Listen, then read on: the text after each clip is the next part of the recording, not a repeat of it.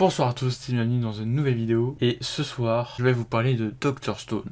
J'ai voulu en parler parce que déjà c'est une masterclass. Je voulais promouvoir et recommander cette série qui est tout simplement majestueux. On va aussi parler des défauts, mais aussi de toutes les masterclass. Presque tous, hein. On va pas non plus tout parler parce que sinon ça serait du spoil, clairement.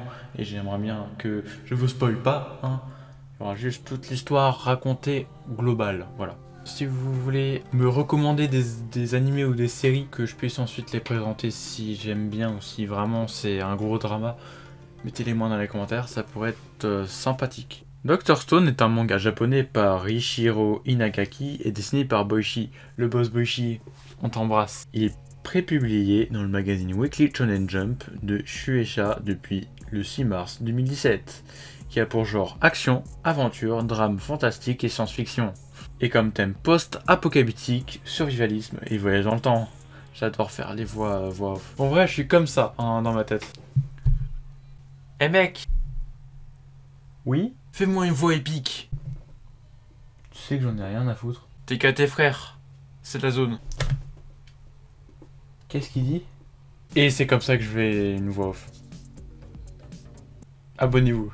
Le manga compte actuellement 22 volumes. Mais il y a aussi un spin-off du manga Dr Stone Reboot, Byakuya, qui est scénarisé et dessiné par le boss Boichi, hein, qui dessine tous les Dr Stone. Il a réussi à faire plusieurs chapitres de Dr Stone et en même temps faire son propre manga qui est un spin-off de Dr Stone. C'est le boss, donc Boichi, on t'embrasse évidemment. Sachant que c'est la même qualité de dessin, donc il a réussi à faire des masterclass en dessin et en scénarisation, alors qu'il fait Dr Stone en même temps. C'est incroyable ce mec. Du coup, ce spin-off parle du père de Senku juste avant la catastrophe. Alors on peut voir ça dans l'anime, c'est... Ouais, c'est dans la saison 2, ouais. Ils ont intégré le spin-off dans la saison 2, en 1 ou 2 épisodes. Bref, c'est très sympathique, c'était cool, voilà. La version française est publiée par Glénat depuis avril 2018. Et c'est pour ça qu'on a beaucoup de volumes et que j'ai beaucoup de volumes à rattraper. T'inquiète.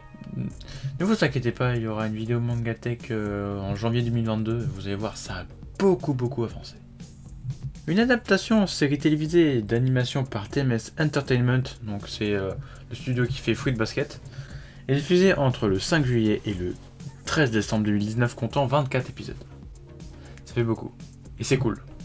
Une seconde saison, qui s'appelle Stone Wars, est diffusée entre le 14 janvier 2021 et le 25 mars 2021, comportant 11 épisodes. 11, c'est dommage. Enfin, de base, j'en voulais 12. Et bah non, en fait. Mais tout va bien, parce qu'il y a une troisième saison qui est en cours de production, et on connaît le trailer, hein. Voilà, ça va se passer sur un bateau. Après, j'ai pas les détails, parce que j'en suis pas là sur le manga, mais ça risque d'être insane. Bon, pour l'histoire. Dans le début de l'histoire, Taiju, un lycéen très banal, annonce à Senku, donc un génie, qui va déclarer sa flamme à Yuzuriha. Taiju est amoureux d'elle depuis de nombreuses années, mais quand il déclare sa flamme, une grosse lumière éblouissante pétrifie tous les humains sur la Terre. Senku, le génie, réussit à s'en sortir grâce à un liquide spécial qui tombe sur sa tête. Donc du coup, ça réussit à dépétrifier.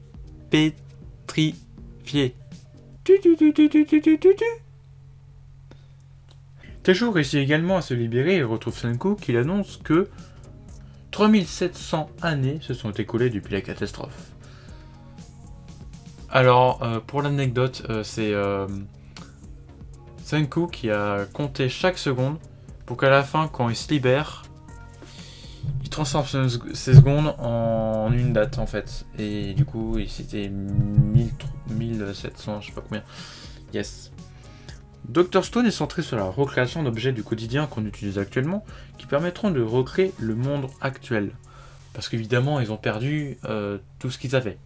Ils vont devoir réinventer les technologies détruites d'auparavant, des antibiotiques, de la poudre à canon, des produits hygiéniques et plein d'autres.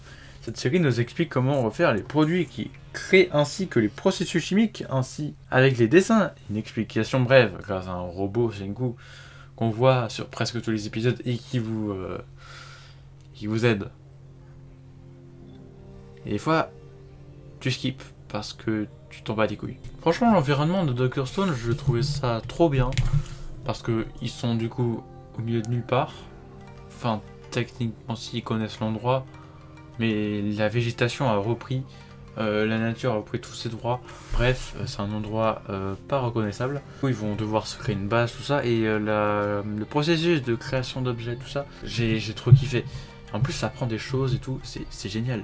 D'ailleurs, Senku, il avait fait du Coca-Cola. Et heureusement qu'il y a des enjeux dans Dr. Stone, surtout la saison 2. Ça va, on a eu quand même beaucoup de surprises dans la saison 2. On espère que la saison 3 va arriver bientôt. Alors, techniquement, voilà, 2022. Je suppose que ce sera en été 2022, hein, parce que quand même, ça prend pas 6 mois à faire un animé. J'espère que ça vous a plu. Vous connaissez les bails, abonnez-vous, likez si vous aimez. Partagez, c'est très important. Évidemment.